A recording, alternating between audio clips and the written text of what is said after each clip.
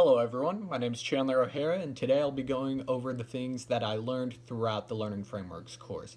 The biggest takeaway that I had throughout the course was actually about self-improvement and what I need to work on for myself and what my strengths actually are. Throughout the course, we took quizzes during the class period that went over our learning styles and different personality traits we had about ourselves, as well as some other miscellaneous quizzes. One of the miscellaneous quizzes that we actually took went over whether or not we would be appropriate for an online course.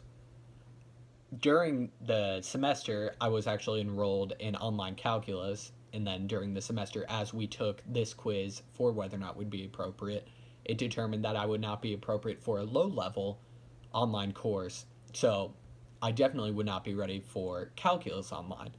Lo and behold, I ended up having to withdraw for the online course of calculus. So were I to have taken this course last semester during the spring, then I may have been able to save myself some money and not waste my time trying to take this course online, and I can already be moving forward completing calculus in person for class.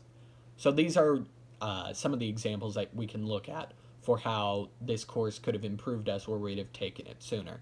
Another example for this would be going towards the other things that we learned. For example, I'm a musical slash rhythmic learner. I'm tactilely smart, and my personality type is that of an inspirer. We can look at all of these things to determine where we best fit in the future, whether in our career field or in education in general. As a tactile learner, I don't tend to do as well in the classroom. So I need to find a way that I can relate it to everyday tasks so that I can really memorize the material and then recall it later for test quizzes or way in the future for my actual career field for how it will apply. Then, as my personality type of the inspirer, um, I, one of the pieces of that is that I'm an extrovert, which means that I tend to do well and gain energy from relationships and communication with other people, but it could also lead me to overstep my bounds and not know my actual place in a relationship or communication with another person. So that's something I need to look at in the future to really ensure that I'm doing the best for myself and those around me. Another part of being an inspirer is that I'm intuitive, which will definitely give me an advantage in my career field of architecture. However, it can also hurt me in day to day tasks during my actual career that I may find mundane or boring that I will not tend to do as well as because they're not as out of the box and whatnot.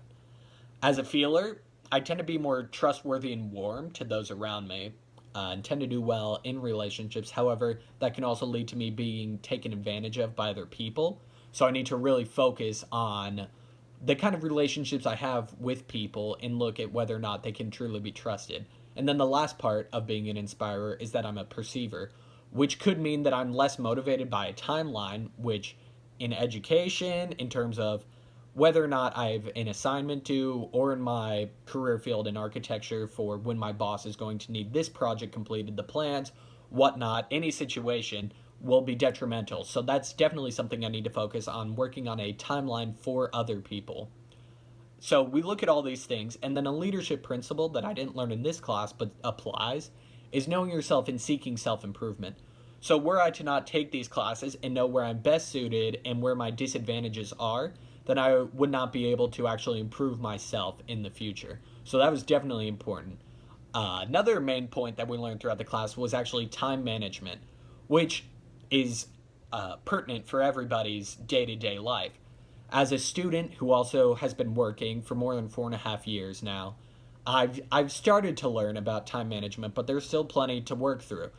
I've been forced into experience because it's really sink or swim on whether or not you're going to be successful with your time management skills.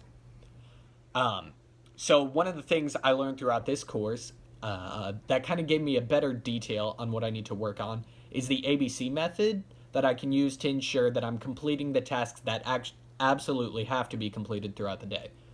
The ABC method, the way that it works, is it breaks down the tasks you need to complete in three categories. The A category is going to be the things you need to complete during the day and are absolutely pertinent.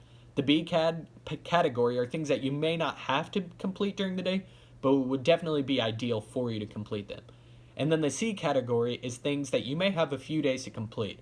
For example, you could have a test in 2 weeks, so you may have a few days that you don't need to begin studying for, but you definitely need to start working for it. Or binge watching some television show, or playing games, or going and hanging out with friends. That type of thing is a C activity, and it may not be something that really needs to happen at this point in time. And then the last thing that I really took away from this course was over the chapter of communication. Really, these, especially the part that I'm looking at here, was the listening aspect. As a guy, there's of course the understanding that I may not be the best listener in the world. So, as a guy, I definitely need to work towards improving my listening in order to try to help break the stereotype of that. And so, one of the big things I learned was about the way that you are reacting during some sort of conflict you're having with another person. Something I do, especially, is react with sarcasm and not in a civilized manner to really move forward with the situation. So, we can kind of look at all those things. And those were just the base ideas for the time I had that I could go over with the course. There's plenty more we learned, however. But those were the big takeaways I took throughout this course. So, thank you for listening. Have a good one.